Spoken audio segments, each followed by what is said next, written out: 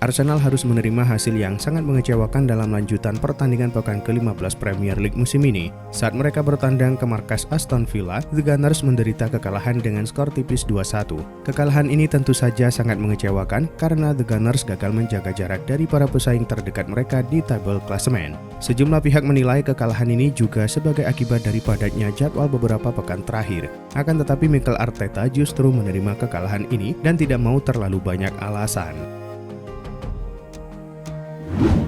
Pelatih timnas Amerika Serikat Mauricio Pochettino mengungkapkan hasrat besar untuk kembali melatih di Premier League. Menurut Pochettino, dirinya belum selesai dengan sepak bola Inggris. Usia yang masih produktif serta pengalaman yang kian matang membuatnya merasa siap kembali ke panggung Premier League kapanpun kesempatan datang. Keinginan itu diutarakannya dalam sebuah wawancara eksklusif bersama BBC Sport, di mana ia turut menyinggung soal mantan klubnya Tottenham Hotspur. Pochettino terkejut ketika mengetahui bahwa Levy tidak lagi menjabat sebagai ketua Tottenham.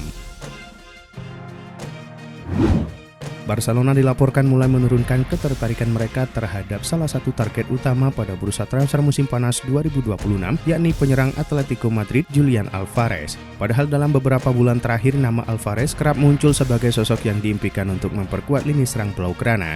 Menurut laporan Sport, Barcelona telah mendinginkan minat terhadap Alvarez. Kabar tersebut mencuat usai muncul informasi bahwa klub mulai mempertimbangkan pilihan lain. Salah satu nama yang dipertimbangkan adalah Eta Iong yang disebut lebih masuk dalam rencana klub dibandingkan Alvarez.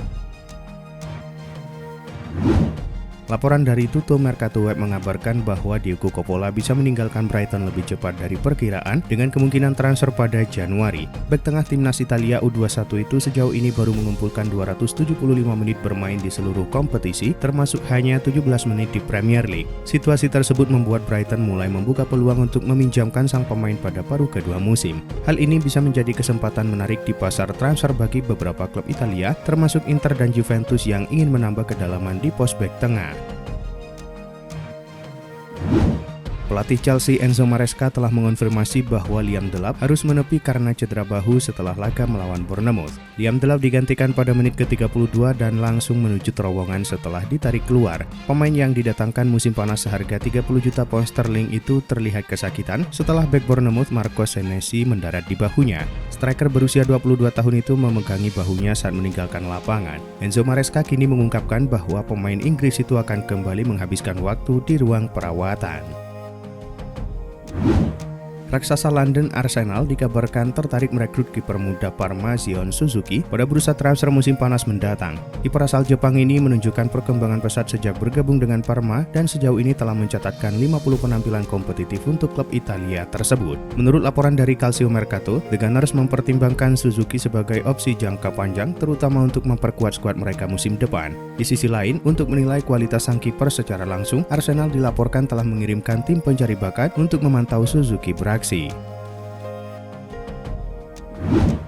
Manchester United dilaporkan telah menolak tawaran yang diajukan AS Roma untuk peminjaman striker Joshua Zirkzee. Laporan menunjukkan bahwa Zirkzee ingin pindah ke AS Roma demi mengamankan tempat di skuad Belanda untuk Piala Dunia 2026.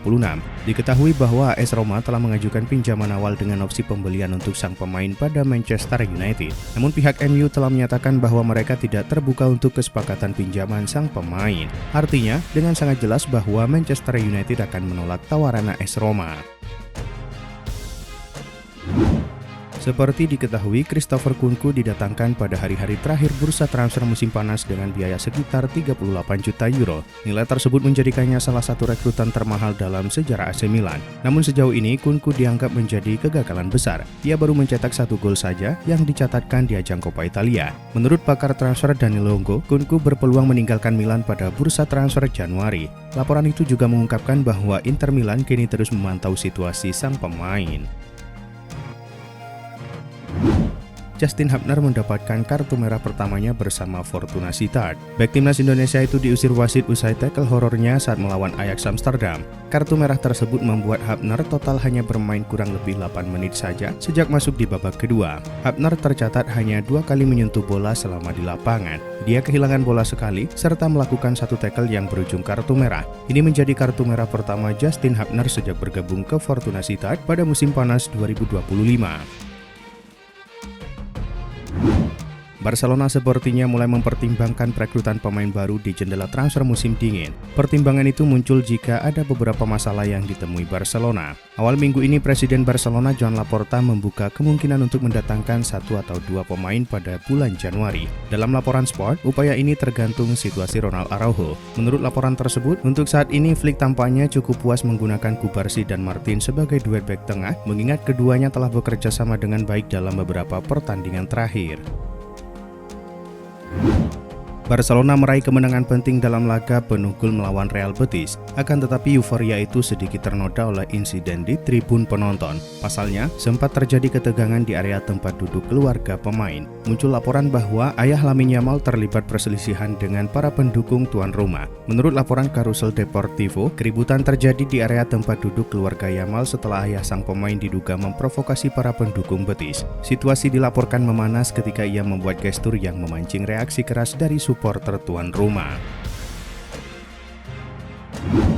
Arsenal dikabarkan tengah mempersiapkan tawaran mengejutkan untuk mendatangkan penyerang Real Madrid, Rodrigo, pada jendela transfer Januari mendatang. Menurut laporan dari Cult Offside, klub asal London Utara ini ingin memanfaatkan situasi ketidakpastian yang dialami Rodrigo di ibu kota Spanyol. Menurut Cult Offside, Real Madrid telah memberitahu pihak-pihak yang tertarik bahwa mereka akan mempertimbangkan untuk melepas Rodrigo asalkan tawaran yang diajukan cukup tinggi. Real Madrid dikabarkan menginginkan sekitar 90 juta euro untuk pemain asal Brazil tersebut. Hansi Flick mengantarkan Barcelona mengalahkan Real Betis dengan skor 5-3 pada laga lanjutan La Liga. Hasil itu membuat Barcelona semakin kokoh di puncak klasemen dengan torehan 40 poin. Selain itu, Flick juga menorehkan sejarah di laga tersebut. Pasalnya, sang pelatih menurunkan skuad utama dengan rata-rata usia termuda dalam sejarah La Liga bagi Barcelona dalam 95 tahun terakhir. Rata-rata usia para starter Barcelona di laga itu tercatat 23,34 tahun. Angka ini menjadi yang terendah sejak Desember 1930 saat Barcelona menghadapi Racing Santander ketika rata-rata usia tim berada di angka 23,09 tahun. Menurut laporan dari Tuttosport, negosiasi kontrak baru antara AC Milan dan Mike Maignan berjalan alot. Hal ini membuat Rossoneri langsung beralih mengejar tanda tangan kiper kedua Real Madrid, Andriy Lunin. Lunin tetap menjadi nama yang harus diwaspadai oleh Milan. Kiper Ukraina ini memiliki kontrak hingga tahun 2030 di Madrid. Namun ia jarang dimainkan tahun ini karena kalah bersaing dengan kiper utama. Harga Lunin diperkirakan berkisar di angka 25 juta euro. Sang pemain pernah dikaitkan dengan Milan sebagai pengganti Gianluigi Donnarumma di masa lalu, tetapi transfer itu tidak pernah terwujud. Barcelona mulai memantau peluang mendatangkan Kobbie Mainoo dari Manchester United pada Januari nanti. Situasi ekonomi Barcelona membuat mereka hanya bisa mengejar opsi hemat, sementara Mainoo disebut tersedia dengan harga terjangkau. Barcelona menilai Mainoo cocok dengan opsi rotasi di lini tengah, namun Barcelona tidak sendirian dalam mengincar pemain tersebut. Kondisi ini membuat Barca harus realistis. Mereka belum tentu menjadikan lini tengah sebagai prioritas utama pada Januari, dan klub lain mungkin lebih mendesak dalam mencari gelandang baru. Mohamed Salah menyampaikan kekecewaan mendalam setelah kembali duduk di bangku cadangan dalam hasil imbang 3-3 Liverpool melawan Leeds United. Ia menyebut hubungannya dengan Arne Slot telah rusak. Salah merasa klub tidak menepati janji serta memberi isyarat bahwa masa depannya di Liverpool bisa berubah drastis pada Januari. Dia menyampaikan bahwa tindakan klub membuatnya merasa dikorbankan, terutama setelah 3 laga beruntun tidak dimainkan. Salah merasa bahwa duduk selama 90 menit sebagai cadangan untuk ketiga kalinya membuatnya sangat terkejut. Salah merasa ia diperlakukan tidak adil. AS Roma menelan kekalahan beruntun di Serie A usai tumbang di markas Cagliari. Roma yang harus menuntaskan laga dengan 10 pemain itu takluk dengan skor 0-1. Laga pekan ke-14 Serie A ini digelar di Unipol Domus Minggu malam waktu Indonesia Barat. Tim tamu harus bermain dengan 10 orang sejak menit ke-51 usai kartu merah untuk Zeki Cali. Kalah jumlah pemain, Roma kewalahan menghadapi tekanan Cagliari. Tuan rumah akhirnya memecah kebuntuan pada menit ke-82 lewat gol Gianluca Gaetano. Ini menjadi kekalahan kedua secara beruntun untuk AS Roma di Serie A. Akibatnya, mereka tertahan di peringkat keempat klasemen Liga Italia dengan 27 poin. Napoli meraih poin penuh usai mengalahkan Juventus dengan skor 2-1 di laga lanjutan Liga Italia. Stadion Diego Armando Maradona menjadi panggung laga antara Napoli versus Juventus pada Senin dini hari waktu Indonesia Barat. Napoli menuai kemenangan berkat 2 gol Rasmus Højlund. Penyerang asal Norwegia itu mengemas gol pada menit ke-7 dan 78. Di sisi lain, Juventus pulang tanpa poin meski sempat menyamakan kedudukan melalui kontribusi Kenan Yildiz di menit 59. Hasil ini kembali membawa Napoli ke puncak klasemen dengan 31 poin. Di sisi lain, Juventus sementara menempati peringkat ke-7 dengan koleksi 23 angka.